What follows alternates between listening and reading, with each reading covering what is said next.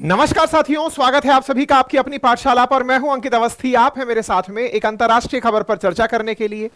खबर है कि हमारे विदेश मंत्री इस महीने की 15 और 16 तारीख यानी कि अब से 7 दिन बाद पाकिस्तान की यात्रा पर जाने वाले हैं। पाकिस्तान की उनकी यात्रा शुरू ही होने वाली है, उससे पहले वहां पर क्रैकर्स चलने लगे हैं। आज के सेशन में चर्चा करेंगे क्योंकि उनके क्रैकर्स वहां पे बम कहे जाते हैं। ऐसे में यहां पर सबसे बड़ी चर्चा का विषय यह है कि क्या भारत का विरोध प्रदर्शन हो रहा है या फिर किसी और चीज के चलते कुछ हो रहा है, क्योंकि आर्मी डिप्लॉय कर दी गई है रोड पर।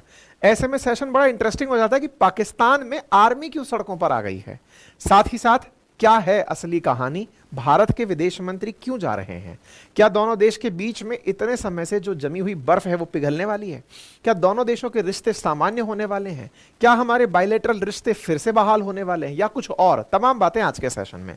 याद करिए सेशन जो मैंने आज से कुछ दिन पहले आपको किया था, जब पाकिस्तान की तरफ से भारत के प्रधानमंत्री को निमंत्रण भेजा गया था। तब मैंने अंकित इंस्पायर इंडिया पर आपको सेशन करके जानकारी दी थी और कहा था कि भारत के प्रधानमंत्री को पाकिस्तान का न्योता आया है। उस न्योते पर प्रधानमंत्री तो नहीं जा रहे, लेकिन हमारे विदेश मंत्री जा रहे हैं। आप सुर्खी देखते हैं कि Indian foreign minister Jaishankar to visit Pakistan on October 15 SCO summit. अब यहां पर ये जो न्यूज है ना, इसमें सबसे इंपॉर्टेंट टारगेट जो है वो ये है, एससीओ समिट। तो ये क्या है? असल में ये 10 देशों का समूह है। इसकी चर्चा और डिटेल में आगे करेंगे। इन 10 देशों में रूस और चाइना भी शामिल हैं, भारत पाकिस्तान भी शामिल है। यहां पर एससीओ समिट पाकिस्तान में आयोजित हो रही है। प्रधानमंत्री को इसी के लिए इनविटेशन भेजा गया था। भारत के प्रधानमंत्री ना जाकर विदेश मंत्री यहां पर जा रहे हैं, ठीक है। ऐसे में इमरान खान की पार्टी जो पीटीआई है, उसने विदेश मंत्री जयशंकर को कहा है कि आप आइए और हमारा नेतृत्व करिए। क्यों? क्योंकि आप सबसे बड़ी जमहूरियत से आ रहे हैं, दुनिया की सबसे बड़े लोकतांत्रिक देश से अगर आप आ रहे हैं तो हमारे देश के लोगों को भी लोकतंत्र सिखाइए। ऐसी क्या अपील है, डिटेल में आज जानेंगे। इसलिए बड़ा खास हो जाता है कि क्या भारत पाकिस्तान के रिश्तों में फिर से सुधार होने वाला है। खैर, सुधार होगा या नहीं ये तो अलग बात है, लेकिन वहां जो हो रहा है वो जान लीजिए।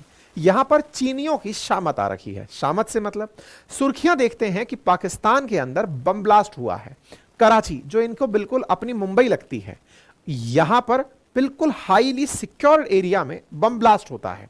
बम ब्लास्ट एक कॉन्वॉय पर होता है, यानी कि एक गाड़ी और उसके आगे सिक्योरिटी व्हीकल्स चल रहे हैं, उस पर हमला होता है। चीनियों को सुरक्षित रखने के तमाम पाकिस्तानी प्रयास फेल हो जाते हैं और ऐसे में 2 चीनी नागरिकों की मौत हो जाती है।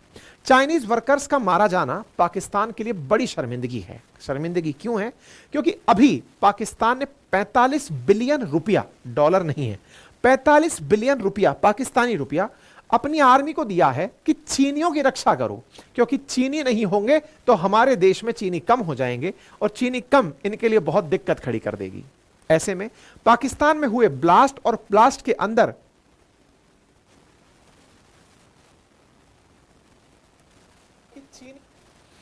ये निशांत कुमार को संभवतया अपनी तरफ अट्रैक्शन लेने की गजब आदत है ना।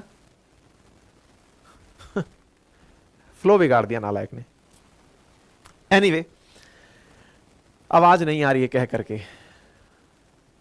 इसको टीम से सदा गुजारिश होगी कि टीम जो बैठी हुई है इसे परमानेंट चैनल से ब्लॉक कर दिया जाए, क्योंकि ऐसे लोग जो लाइव सेशंस बर्दाश्त नहीं कर पाते, इस तरह के व्यवधान क्रिएट करते हैं। कृपया करके इनको परमानेंट चैनल से ब्लॉक कर दें और यूट्यूब पर इन्हें रिपोर्ट कर दें। आगे बढ़ते हैं। ऐसे में पाकिस्तान के अंदर कराची एयरपोर्ट पर हुआ जो ये विस्फोट है, इस विस्फोट में 2 चीनी नागरिकों की जो मौत है, ये चीन के लिए भी एक बहुत बड़ा सेटबैक है। सेटबैक क्यों कह रहा हूं?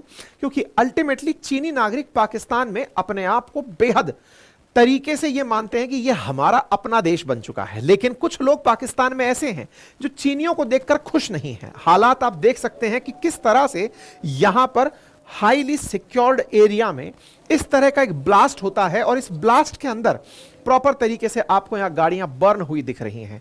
ये बर्न हुई गाड़ियां एविडेंस है कि ये ब्लास्ट कितना भीषण था। कहां पर था? तो कराची पर था। कराची इनका कोस्टल सिटी है। यहां पर हाईली सिक्योर्ड एरिया जो एयरपोर्ट का है, जहां पर एयरपोर्ट है, साथ ही साथ में एयरबेस है और काफी ज्यादा सुरक्षित स्थान है, वहां पर बलोच लिबरेशन आर्मी अटैक करती है। और इस अटैक में हाईली वीआईपी प्रोटेक्टेड एरिया में इस तरह का धुआं उठता हुआ दिखाई देता है और इस धुएं के बाद में लोग यहां पर हताहत और घायल दिखाई देते हैं। लोग यहां पर ट्वीट को बड़े ही आनंद से उठाते हैं कि सिटी ऑफ पीस में आग लग गई है। और ऐसे में चीनी इंजीनियरों की जो मौत है वो पाकिस्तान और चीन के बीच में निश्चित ही बड़ा नुकसान आने वाले समय में होते हुए दिख रही है। असल में ये जो हमला करने वाले लोग हैं, ये हैं कौन? असल में ये लोग बलूच लिबरेशन आर्मी के लोग हैं। बलूच लिबरेशन आर्मी जिसका गठन 1970 के दशक में हुआ, पाकिस्तान जिन्हें आतंकी मानता है। बलूच लिबरेशन आर्मी के ये लोग कहते हैं कि पाकिस्तान ने जबरन हमें अपने आप में मिलाया है।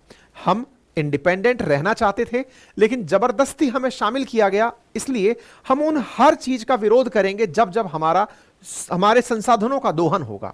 तो जो CPEC China Pakistan economic corridor बन रहा है, उसके लिए जो ग्वादार पोर्ट है वो असल में बलोचिस्तान में ही है और उस ग्वादार पोर्ट से ये तेल और गैस निकालेंगे और यहां से संसाधनों का शोषण करेंगे।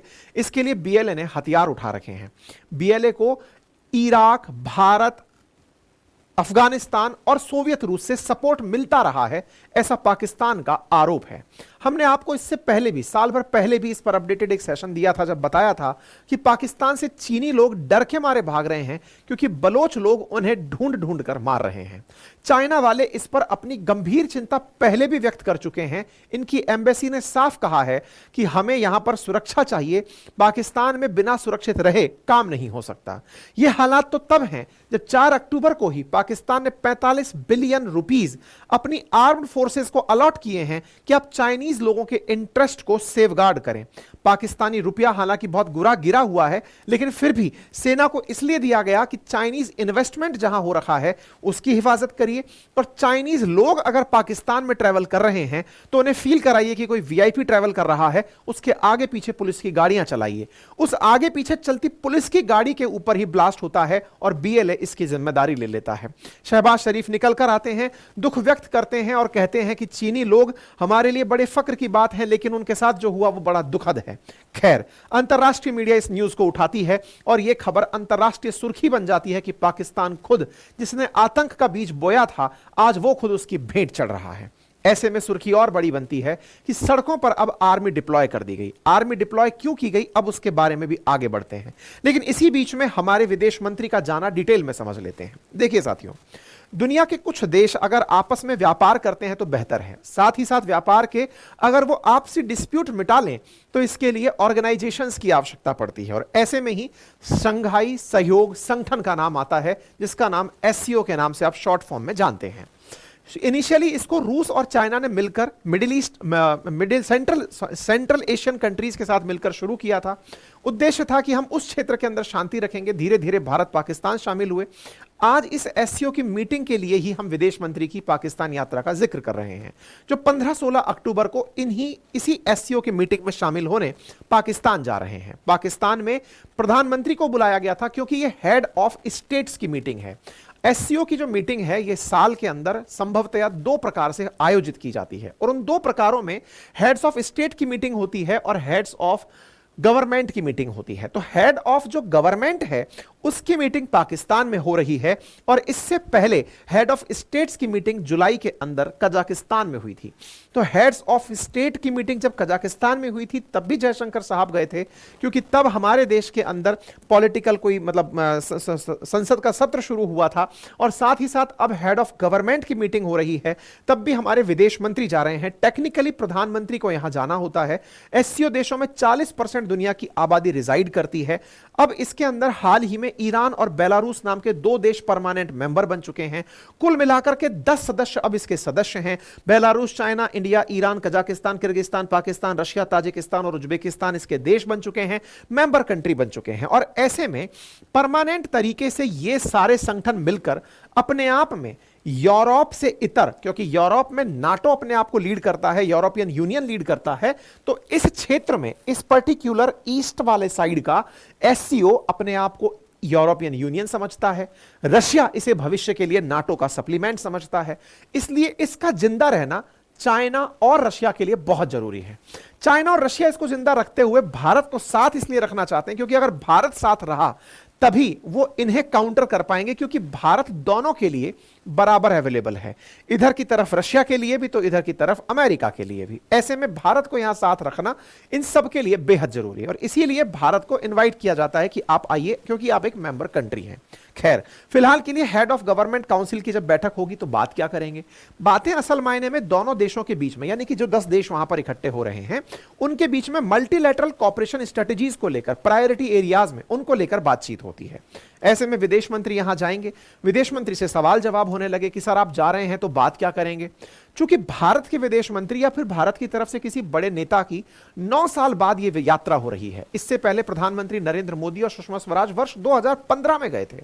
स्वर्गीय सुषमा स्वराज जी जब यहां गई थी तब यहां पर नवाज शरीफ प्रधानमंत्री हुआ करते थे और जब वो जाकर मिली थी तो उन्होंने अपने ट्वीट पर ट्वीट लिखकर कहा था कि मैं केवल मिलने गई थी, बायलैटरल वार्ता करने नहीं गई थी, क्योंकि मेरे पीछे जो झंडा लगा है वो पाकिस्तान का है, अगर मेरे पीछे हिंदुस्तान का लगा होता तो फिर वो बायलैटरल वार्ता होती। उन्होंने अपनी एक लाइन में यह सारी बात स्पष्ट कर दी थी। आपको याद होगा भारत के प्रधानमंत्री नरेंद्र मोदी भी पाकिस्तान वर्ष 2015 में पहुंच गए थे जब इनके घर के अंदर कार्यक्रम था और एक सरप्राइज विजिट करने में कामयाब हो गए थे।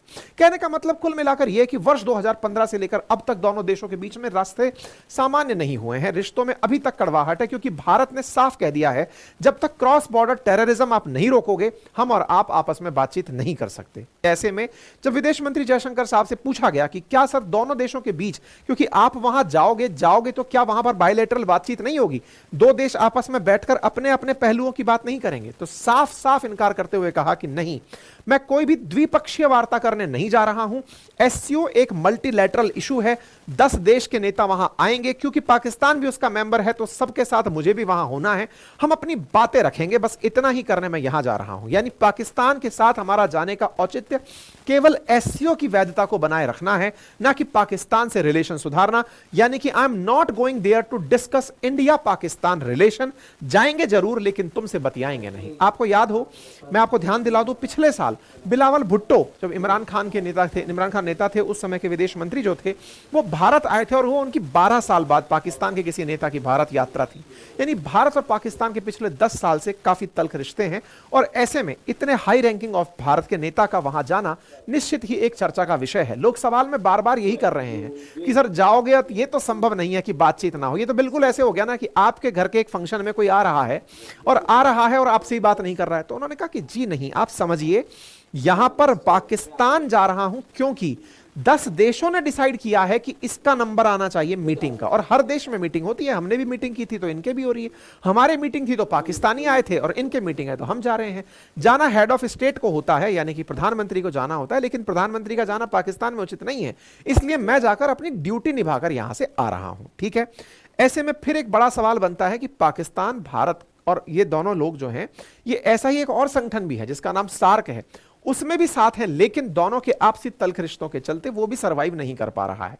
South Asian association of regional cooperation है, वो भी केवल पन्नों पर रह गया है। वो भी एससीओ तो खैर चलो रशिया चाइना उसको लीड करते हुए ले जा रहे हैं, लेकिन भारत पाकिस्तान के साथ बना हुआ जो सार्क है वो कहीं ना कहीं पेपर पर मर गया है। ऐसे में कश्मीर के नेता जो फारूक अब्दुल्ला हैं, उन्होंने उम्मीद जाहिर की है कि साहब जयशंकर साहब जब जाएंगे तो वहां पर संभव है कि आने वाले समय में बढ़िया रिश्ते हो जाएं, इसकी वहां पर बातचीत करके आएंगे। एस जयशंकर साहब के यात्रा से कश्मीर के अंदर फारूक अब्दुल्ला जी को काफी उम्मीदें हैं, लेकिन फॉरेन डिप्लोमेट्स का, पुराने डिप्लोमेट्स का कहना है कि नहीं, भारत इस मुद्दे पर कोई वार्ता नहीं करेगा, केवल वो अपनी बात करने जाएगा, बात करके और तुरंत अपने साथ वाले देश भारत, चीन, रूस, Pakistan, Kazakhstan, Kyrgyzstan, Tajikistan, Uzbekistan से मिलकर बात करके वैसे ही आ जाएगा जैसे बिलावल भुट्टो पिछली साल आए थे। हालांकि जब ये आए थे तो बहुत मजाक बनी थी, इनके बहुत ही उल जलूल बयान वायरल हुए थे, तो जयशंकर साहब ने अपनी तरफ से कहा कि मैं एक डिसेंट व्यक्ति हूं, पढ़ा लिखा सभ्य नागरिक हूं, वहां जाकर के अपना जो काम है वही करके वापस लौटूंगा। खैर, फिलहाल के लिए विदेश मंत्री का यहां जाना निश्चित ही मायने रखता है, क्योंकि पिछले बार जो जुलाई में, अभी कुछ ही दिन पहले जुलाई में जो कजाकिस्तान में मीटिंग हुई थी, तब भी आप जाकर आए थे। अब लेकिन इंटरेस्टिंग वाकया क्या है, इमरान खान की पार्टी जयशंकर साहब को क्यों बुला रही है? सत्ता तो नवाज शरीफ की पार्टी की है, यानी कि शहबाज शरीफ की पार्टी की है, तो पीटीआई जो इनकी पार्टी है वो इन्हें क्यों इनवाइट कर रही है, वो क्यों बुला रही है? अब उसके पीछे का कारण समझो। फिलहाल के लिए यहां पर चलते कुछ आर्मी व्हीकल्स को देखो, इन आर्मी व्हीकल्स के कॉन्वॉय आपको चलते हुए यहां पर दिखाई दिखाई दे रहे हैं। आप यहां पर चलती हुई गाड़ियां देख सकते हैं, ये सेना है जो पाकिस्तान की सड़कों पर डिप्लॉय कर दी गई है, यानी कि पाकिस्तान की सड़कों पर चलते हुए ये जो व्हीकल्स आपको दिख रहे हैं, असल मायने में इनका उद्देश्य ये है कि ये पीटीआई कार्यकर्ता यानी इमरान खान की पार्टी के जो कार्यकर्ता हैं वो प्रोटेस्ट करने का अनाउंस कर चुके हैं कि जब दुनिया भर के इतने सारे राजनेता पाकिस्तान में होंगे, भाई रूस से संभव है पुतिन आए, चाइना से संभव है शी जिनपिंग आए, तो शी जिनपिंग आएंगे तो उनको तो पहले से ही क्रैकर चला करके संदेश दे दिया है बलोच लिबरेशन आर्मी ने, बम फोड़ करके 2 चाइनीज लोगों की जान लेकर के। शी जिनपिंग के साथ साथ अब यहां पर बड़े नेताओं में इमरान खान, वो बड़े नेताओं में रूस से पुतिन भी आ सकते हैं, सेंट्रल एशियन कंट्रीज के नेता भी आ सकते हैं, ईरान से भी नेता आ सकते हैं, बेलारूस से भी आ सकते हैं। ऐसे में इमरान खान के पार्टी सदस्यों ने प्लान किया है कि यदि ये लोग यहां हों और हम पूरा पाकिस्तान ही बंद कर दें, मतलब सड़कों पर उतर आए, सड़कों पर उतर आए और इस इवेंट में लोगों को बताएं कि इस देश में आप क्यों आए, जिस देश में लोकतंत्र के नाम पर देश को कलंक साबित हो चुका है, जिसने इमरान खान को उठाकर जेल में डाल दिया है। लोग सड़कों पर उतर आए और उतर करके इस तरह से प्रोटेस्ट करने लगे। इमरान खान के समर्थक हैं ये, इमरान खान की रिहाई के लिए पाकिस्तान सरकार पर प्रेशर डाल रहे हैं कि बेटा तुम्हारे घर में अब कोई आ रहा है, अब ऐसे में अगर हम इमरान खान को रिहा कराना चाहते हैं तो प्रोटेस्ट ही हमारे पास एक विकल्प है, अगर हम ये विकल्प अपना गए तो तुम शर्मिंदगी में उसे रिहा करोगे। और आप यहां पर देख सकते हैं किस प्रकार से फोर्सेस तैनात कर दी गई हैं। लेकिन इमरान खान की पार्टी के लोग भी पूरी तरह तैयारी में हैं कि इस बार अंतरराष्ट्रीय स्तर पर अगर हम अपनी बात कहने में कामयाब हो गए तो फिर आनंद ही हो जाएगा। इमरान खान अपने कार्यकर्ताओं को मोटिवेट कर रहे हैं, जेल में बैठे हुए, और कह रहे हैं कि बहुत बढ़िया, आप सड़कों पर निकलो और मेरी रिहाई की बातचीत करो। ऐसा क्यों? क्योंकि ऑलरेडी इमरान खान लंबे समय से जेल में है, 428 दिनों से जेल में है, और उनकी वाइफ बुशरा बीवी 250 दिनों से जेल में है। और संभवतः किसी भी देश में, किसी लोकतांत्रिक देश में जो लोकतंत्र बनने की राह पर हो, उस देश के अंदर इस तरह से राजनेताओं को किसी केस के माध्यम से जेल में डाला जाना निश्चित ही उनके सपोर्टर्स के लिए बेहद ही मतलब हृदय विदारक है। ऐसे में पीटीआई के नेताओं का कहना है कि जयशंकर साहब जब यहां आ रहे हैं तो हमारे कार्यकर्ताओं को संबोधित करके जाएं, उन्हें बताएं कि कैसे एक लोकतंत्र चलता है। एक तरह से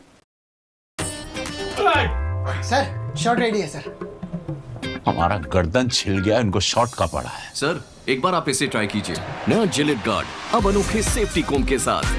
न कटने का डर, न छिलने का डर, शेव कर बेफिकर जिलेट गार्ड से। टोंट के अंदाज में ही कहा जा रहा है कि सर कम से कम आप ही कह जाओ इनको कि इनको पता चले कि लोकतंत्र क्या होता है। एक तरीके से यहां से इनविटेशन शहबाज शरीफ को चिढ़ाने के लिए और भारत का साथ पाने के लिए, और साथ ही साथ भारत से एक इंटरफेरेंस कि कम से कम आप तो हमारे इंटरनल मैटर पर कोई बयान दे दो। हालांकि भारत ऐसी कोई चीप पॉलिटिक्स नहीं करता है कि भाई हम उनके इंटरनल मैटर्स पर बयानबाजी करने लगे, लेकिन फिर भी ये लोग हमसे डिमांड कर रहे हैं कि साहब आप आ रहे हो तो कुछ बयानबाजी कर जाना। तो आप यहां पर देख सकते हैं, यहां पर लिखा हुआ है कि इमरान खान की पार्टी ने जयशंकर साहब को अपनी रैली में बुलाया है कि आप आइए और हमारे लोगों को संबोधित करिए। यहां पर आप न्यूज चलती हुई देख सकते हैं जिसमें ये सारी बातें हैं। इस पूरे घटनाक्रम को लीड कौन कर रहा है? तो अली आमीन खान गांधापुर जो सीएम है इनके यहाँ के खैबर पख्तूनवा के, वो इस मामले को लीड कर रहे हैं। इनके बारे में मैंने पहले भी आपको बताया था, आज से 3 वीक पहले, कि इन्होंने जबरदस्त प्रोटेस्ट बुलाया था। पाकिस्तान में बहुत कुछ अटक गया था और अब एससीओ के समिट के समय दोबारा से ऐसा प्रोटेस्ट बुलाया जाना निश्चित ही पाकिस्तानियों के लिए एक नई उम्मीद होगा कि अंतरराष्ट्रीय मंच पर प्रेशर क्रिएट करके कहीं ना कहीं इमरान खान को रिहा करने में वो कामयाब हो जाएं। बाकी आने वाले समय में जो भी अपडेट्स होंगे हम आपको सारे अपडेट्स देते रहेंगे। फिलहाल के लिए तो इतना ही है, बाकी कोई ज़्यादा जानकारी आती है तो हम आपको चैनल पर देंगे। आप कृपया करके तब तक चैनल को सब्सक्राइब कर लें, और हाँ, अगर हमारा एप्लीकेशन अभी तक आपने इंस्टॉल नहीं किया है तो कर लें, क्योंकि मेरे द्वारा पढ़ाया हुआ वहाँ पर हिस्ट्री, ज्योग्राफी, पॉलिटी, इकोनॉमी, जीए फाउंडेशन बैच रिकॉर्डेड फॉर्म में अवेलेबल है। और